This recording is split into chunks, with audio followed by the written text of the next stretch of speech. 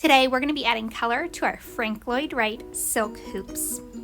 You are going to decide if you want to use the warm colors or the cool colors. Then you get to use one complementary color. We are going to be using our silk dyes to do this.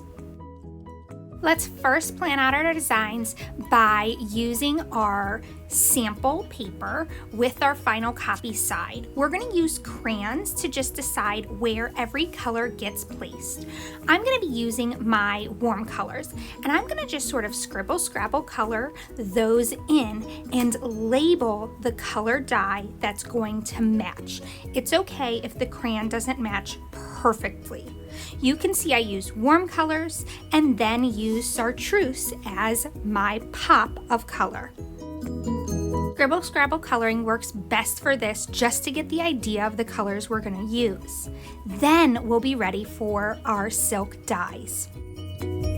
When we're ready for our silks, we will just place them right on top of our design so that we can see the colors underneath. We're going to be going table to table to use the different colors that we need.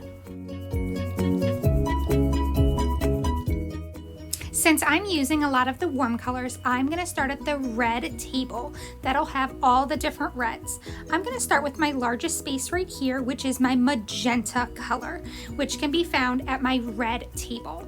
So I'm going to use my paintbrush. I want to make sure it's dry. I don't have to dip it all the way into the bottom just so that I get those hairdos wet. Notice how I hold up my silk as I go to paint the edges.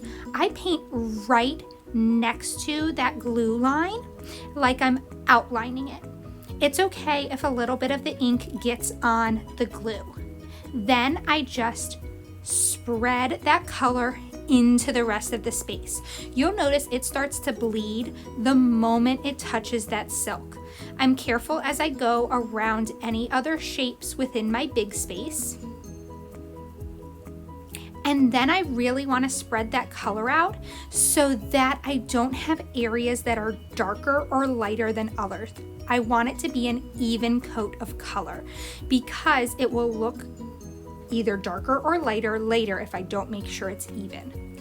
For this space, I'm actually going to use the salt, and I'm going to take one pinch and only one pinch and sprinkle it. This is great to do in a large empty space. As it begins to dry, it will create a textured appearance.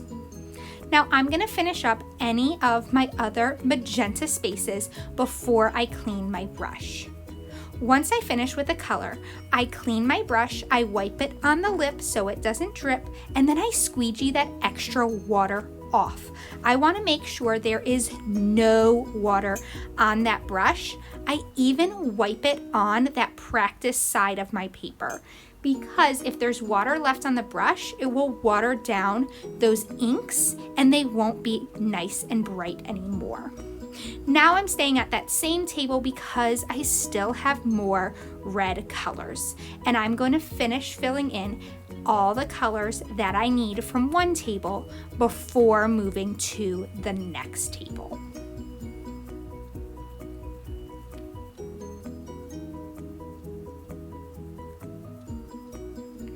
Now that I've cleaned my brush again, I'm going to use my fluorescent red.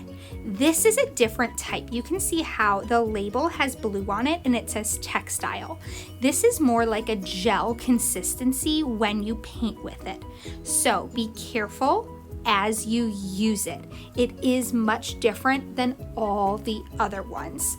Really make sure you hold up that silk as you paint.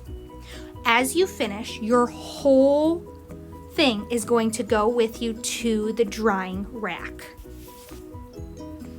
And this is that sneak peek of how your table will most likely be set up. Make sure those inks stay in their cages.